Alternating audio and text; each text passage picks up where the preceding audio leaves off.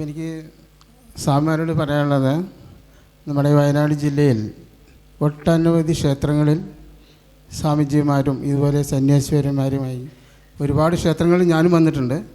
അവിടെയെല്ലാം ഒരുപാട് സന്ദേശങ്ങളും നിർദ്ദേശങ്ങളും നൽകിയിട്ടുണ്ട്. പക്ഷേ ഇപ്പോൾ എല്ലാ സ്വാമിമാരും, ഇപ്പോൾ സ്വാമി പറഞ്ഞതുപോലെ കാസർഗോഡ് മുതൽ തിരുവനന്തപുരം വരെയുള്ള ഈ സന്യാസിമാർ, ഇന്ത്യയുടെ കേരളത്തിൻ്റെ മുഖ്യ ഭാഗത്തുള്ള സന്യാസിമാർ വരിക എന്ന് പറഞ്ഞപ്പോൾ ഞാനിവിടെ വരികയും അതിന് നിർദ്ദേശം കൊടുക്കുകയും ചെയ്തു. ഞാനും അതിന് വരാം എന്ന് പറയുകയും ചെയ്തു.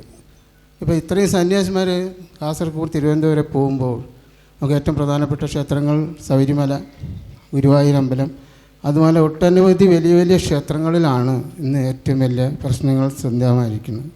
അതിനെ നമ്മുടെ ഭക്തജനങ്ങളായി ലക്ഷോപം ലക്ഷജനങ്ങൾ ഈ ക്ഷേത്രത്തിൽ വന്നും ആരാധിച്ചിരുന്ന ക്ഷേത്രങ്ങളിൽ ഇന്ന് അധിപതിക്കുമ്പോൾ നമ്മുടെ ഈ കൂട്ടായ്മ ആ ക്ഷേത്രത്തിനോട് കൂടി ആവേണ്ടതായിരിക്കണം എന്നുള്ളതാണ് എനിക്ക് ആമുഖമായി പറയാനുള്ളത്. ഇവിടെ നമ്മുടെ മാർഗദർശക മണ്ഡലം ഇങ്ങനെയൊരു ധർമ്മ സന്ദേശ യാത്ര തീരുമാനിച്ചപ്പോൾ അതിനെ 2-3 ഘട്ടങ്ങളായിട്ടാണ് ആലോചിച്ചിട്ടുള്ളത്. ഒന്ന്, ഈ 14 ദിവസം നീണ്ടു നിൽക്കുന്ന യാത്ര, അതിൽ ഒരു നേതൃസമ്മേളനവും ഒരു പൊതുസമ്മേളനവും, അത് ഏറ്റവും അധികം ജനങ്ങൾക്ക് പങ്കെടുക്കാൻ കഴിയുന്ന ഒരു സ്ഥലം അതത് ജില്ലയിലുള്ളവർ തീരുമാനിക്കുന്നു. നമ്മളവിടെ എത്തിച്ചേരുകയാണ്. നമ്മൾ കേന്ദ്രീയമായിട്ടല്ല തീരുമാനിക്കുന്നത്. അതത് ജില്ലയിലുള്ള സ്വാഗത സംഘം തീരുമാനിക്കുന്നു, അവിടെ എത്തിച്ചേരുന്നു. 2, ഇതിന് മുന്നോടിയായിട്ട് രാമായണ മാസത്തിലും നവരാത്രി കാലത്തിലും ശ്രീകൃഷ്ണ ജയന്തിയോടനുബന്ധിച്ചുമൊക്കെ തന്നെ കേരളത്തിലുടനീളം സന്യാസിമാരുടെ അനേക പരിപാടികൾ നടന്നിട്ടുണ്ട്. അത് ചില ജില്ലകളിൽ കൂടുതൽ നടന്നിട്ടുണ്ട്, ചില ജില്ലകളിൽ കുറച്ചാണ് നടന്നത്. അത് അതത് ജില്ലയിലെ പ്രവർത്തകർക്കനുസരിച്ചാണ്. തൃശ്ശൂർ ജില്ലയിലൊക്കെ 100 കണക്കിന് പരിപാടി നടന്നിട്ടുണ്ട്, 100 കണക്കിന്. അതിൽ മൊത്തം കൂട്ടിക്കഴിഞ്ഞാൽ ലക്ഷക്കണക്കിന് സജ്ജനങ്ങൾ പങ്കെടുത്തിട്ടുണ്ട്.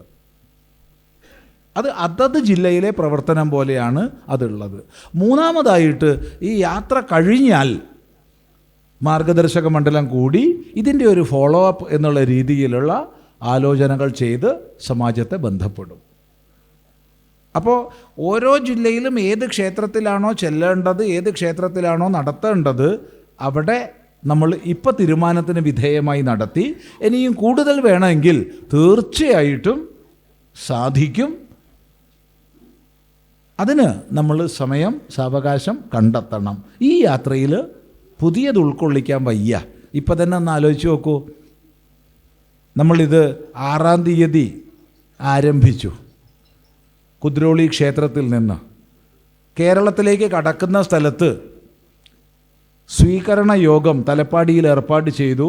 അവിടുത്തെ സന്യാസി ശ്രേഷ്ഠന്മാരും ഭക്തജനങ്ങളും ഒത്തൊരുമിച്ച് അവരേകദേശം കണക്കാക്കിയത് 5:30 മണിക്കാണ്. ഞങ്ങൾ എത്തുന്നത് 7:30 മണിക്കാണ്.